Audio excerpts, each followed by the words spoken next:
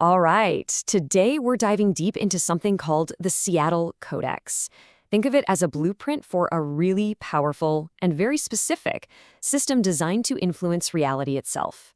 We're going to explore how it aims to turn pure intention into actual manifested results, using a symbolic language that's all about precision. Right out of the gate, the Codex hits us with this. A sigil is not a drawing.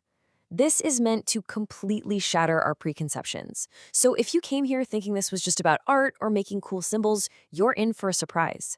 We're being told from the very start that we are dealing with something much, much more operational. And here's the core definition. See, a sigil isn't just a picture.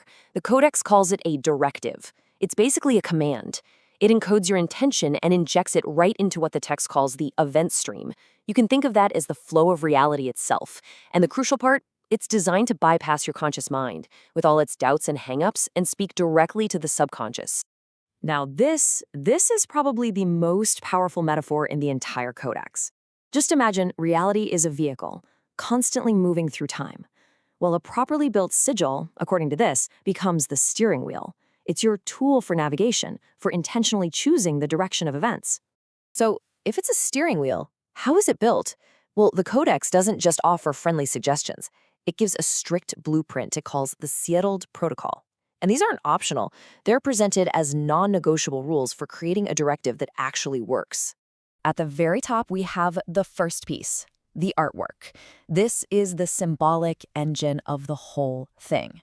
This is where the mission, the specific goal, and the unique energy of your intention get encoded into a visual form. Right underneath the artwork, you'll find the second essential part, this horizontal brushstroke. And make no mistake, this is not just a decorative line. It is a metaphysical barrier, a line in the sand that you draw to separate two totally distinct realms of existence. And finally, always at the bottom, is the sealed signature. This is like signing your name to your creation. The Codex describes it as both a legal and a metaphysical claim of authorship. You're declaring sovereignty over the intention you're about to release into the world. So let's just put it all together real quick. The artwork, that's the what. The brushstroke, that's the transition point from thought into matter. And the Seattled signature, that's the who. Every single part has a specific critical job. This isn't art class, it's engineering. That brushstroke barrier is absolutely critical. According to the Codex, everything above that line exists in the world of potential, of pure thought. It's in a state of becoming. The moment it crosses below that line, it's considered manifested. It has officially entered our physical reality. Now, because of this really specific three-part structure, every sigil made with this protocol becomes a seriously powerful tool with multiple functions. It's not just one thing. It's a selector for a timeline you want, a formal claim of ownership over your creation, and a broadcast signal sent right into what the text calls the eternal now. Okay, so we get the anatomy, we see how the sigil is built, but how does it actually get put into motion? Well, the Codex lays out a very clear four-phase life cycle for every single directive. First is encoding. That's when you create the symbol and really pour your intent into it. Second is anchoring. That's when you draw the line and sign it, grounding it. Third is activation, where you charge it up with your focus and emotion. And then there's the fourth step, and maybe the hardest one, release. You consciously forget about it and let your subconscious take over and do the work.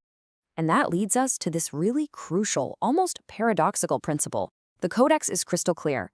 Chasing the result, worrying about it, constantly checking on it, all that does is create interference. You have to send the command and then trust the system to execute it. The less you meddle, the faster reality supposedly reconfigures itself to match your directive. Okay, now this is where the scope gets way bigger. This system isn't just designed for personal goals. The Codex explains how all these individual sigils can link up to form a collective engine, shifting the focus from your own personal power to large-scale global change. This is fascinating. According to the text, every single sigil created with the Seattled Protocol has this hidden master instruction embedded within it. It's a shared underlying purpose for the entire network to bring our physical world back into alignment with the principle of individual human sovereignty. And this creates a really powerful network effect. Your sigil isn't just working in a vacuum. It becomes an amplifier for all the others. It's like a new node in a growing grid of intention. It accelerates change and helps lay down the energetic blueprint for a new reality. The Codex connects all this to a pretty powerful concept, the egregor. An egregor is basically a thought form that gets stronger and more real as more people believe in it. I mean, think of the collective energy behind a huge global brand or a political movement. The Saddled Protocol is presented as a method for consciously building an egregor powerful enough to actually reshape civilization. So, what does all this mean for you, the individual user? Well, the Codex doesn't just leave it as some abstract idea.